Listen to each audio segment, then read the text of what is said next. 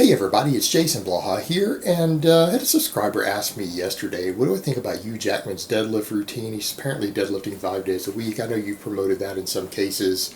Could you talk about what some of these actors do? So let me put on my +5 out of weaponsmithing, work on skilling up my crafting a little bit, and let's talk about this. Because over the years, we've had quite a few actors, so I don't care whether it's Hugh Jackman, Chris Hemsworth for Thor, obviously Hugh Jackman does Wolverine.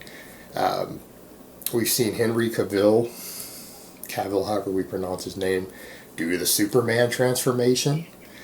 We had Ben Affleck do a hell of a transformation for Batman, and that one I'm probably going to do its own video on later. That's probably worthy of covering because there's something unique that we can see in his transformation that I don't think people are talking about or caught. Who else made a big one? Tom Hardy for Bane. Tom Hardy, of course, has transitioned a lot over the years, back and forth. So the question that we get into is how the heck are these guys doing it? Because the stuff that's being put out, promoted, and put in articles doesn't seem very good, very realistic. But the thing is, when you go look at when their trainers do release what they have them do, they're doing excessive amounts of training volume, usually excessive amounts of food, and yet they make these transformations. They're training them almost the way you would train an NFL player. And the average Joe can't get away with that most of the time. They're not going to be able to do that, not just in terms of time every day, but recovery. The workloads are just insane to recover from, people coming in training hours a day. Now, one of the dead giveaways for me has to do with the fact of how much muscle they gain. Some of these guys, they're claiming stuff like 20 pounds of muscle gained in 3, 4, 5, 6 months, right? Or 25 pounds of muscle gain. But we'll go with 20, because that seems to be one they claim all the time. They gained 20 pounds of muscle and lost fat or whatever. Anyone ever seen any study in which someone gained 20 pounds of muscle in 5 or 6 months? Well, there are studies on it. We're going to get to that in a minute. But think about it. When you guys go look at just weight training studies, when the strength and conditioning coaches take people and they put them on a good routine, a maximum recomposition or hypertrophy routine, how much muscle do they routinely gain? Anybody? A pound or two a month? Like 2 pounds a month is considered basically the threshold. That's about the most muscle someone's going to gain completely natural on ideal strength training programs, ideal diets. All right, that's your upper threshold. So 5, 6 months, you're talking 10 to 12 pounds at the absolute most. And the average person, it's going to be less than that. Now, there's some weird things going on because they almost always have these guys on extremely high volumes of training along with high protein diets. Usually excessive, it looks like excessive amounts of protein sometimes. And what you'll see, some of these guys are coming in, they're weightlifting and everything, but they're doing GPP work and conditioning work sometimes for hours a day. And I'm talking, they've got them doing tons of sled drags, barbell complexes, hitting tires with hammers, tire flips, all this high volume GPP work for hours a day in addition to their normal strength training. Sometimes they're doing stuff like Tom Hardy, they claim they had him on like 5,500 calories. Right, the average person is going to get fat on 5,500 calories. There are plenty of morbidly obese people out there, like 300-pound fat people who eat that sort of food. Like 5,500 is extreme. Yet these guys are gaining muscle and recompositioning. And I want people to think about this for a minute because we're going to go somewhere with this. Now, some people are going to be like, well, these actors wouldn't necessarily use drugs. And here's the thing. I'm going to get into why they do the training and diets that they do while doing this and why this works. That's the important part. But people are going to say, okay, they wouldn't be using drugs. It's like, since when have Hollywood actors been opposed to drugs? I want you to stop and think about that. Look how many actors out there go into rehab for using 3 or 4 or 5 different drugs. All right, alcoholism, cocaine abuse, opiates, pain pills are abused by Hollywood actors at an enormous rate, and it's really common. And this has been going on for decades. There were actors back in the 40s and 50s who came about and talked about later how they developed drug problems in the 40s and 50s, and that even the directors would pay you to take this upper to get energy and this downer to come down. Again, most people know, you get into most wealthy circles, cocaine use is really common.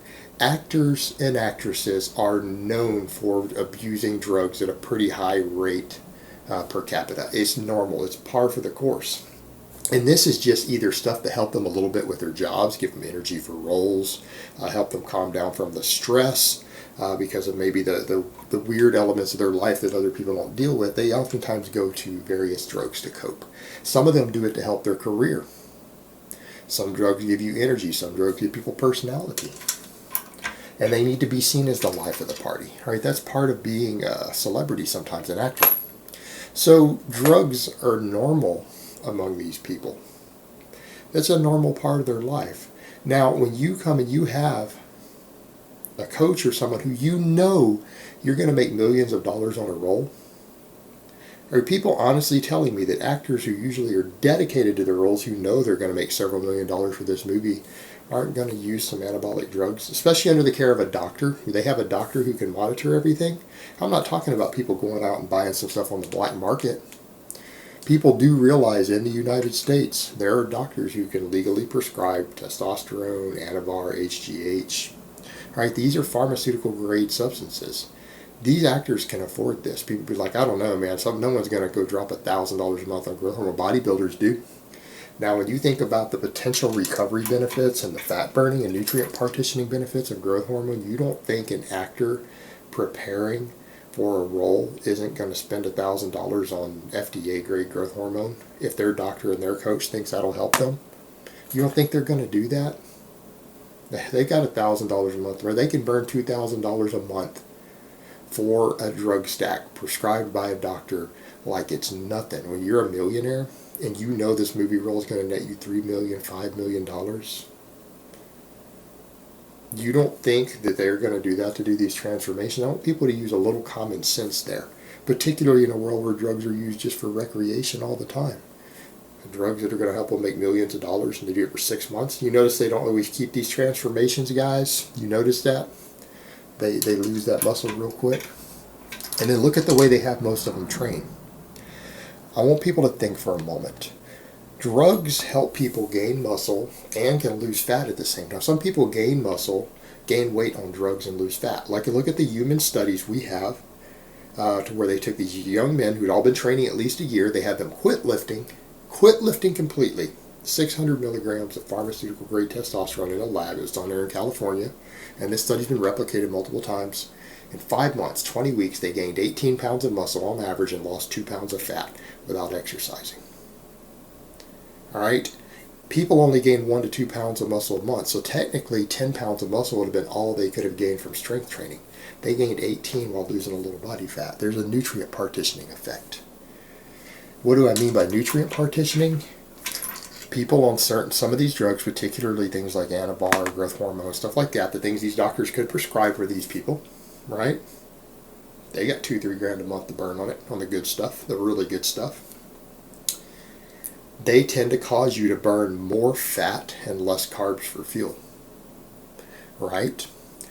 So if you take someone and they're burning through an enormous number of calories and you're putting an enormous number of calories in, but it's mostly protein and carbohydrates, what happens?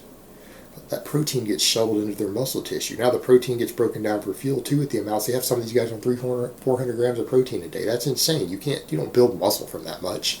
But there's a nutrient partitioning. It requires energy to break down that much protein. They're probably burning several hundred calories a day just from that much protein intake. They're eating also mostly protein and carbs, usually low fat. So they're doing all this, and they have these nutrient partitioning drugs. People who are using nutrient partitioning drugs who consume huge amounts of protein and carbs and do massive amounts of training, people who are burning 2,000 calories a day training, are going to burn through more body fat because of the substances they're on. And when they're refeeding, they're not refeeding back into their fat stores because these drugs block the absorption of some of the nutrients they're eating, particularly carbs and protein. That's not going to go to their body fat at all. So they're not refeeding their body fat. That stuff keeps going to your muscle tissue. It goes into glycogen stores in the muscle, and they keep using it for training fuel to burn through. These people are going to burn through body fat because of the high caloric intake and the high energy expenditure.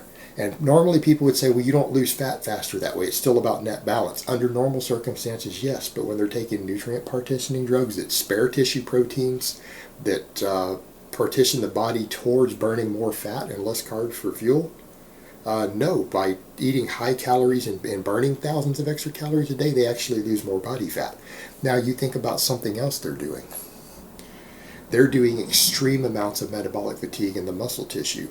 What have we noted over the years that when people go on anabolic drugs, what happens? Metabolic fatigue becomes very muscle growth inducing. So yeah, these people are doing strength training, but they're also doing huge amounts of GPP work. Can someone gain muscle from lots of GPP work who's using anabolics? Absolutely. It becomes extremely anabolic. All that extreme metabolic fatigue associated with doing hours of it is actually going to induce muscle growth. Not so much so for people who are completely clean. It'll induce a little, but not much.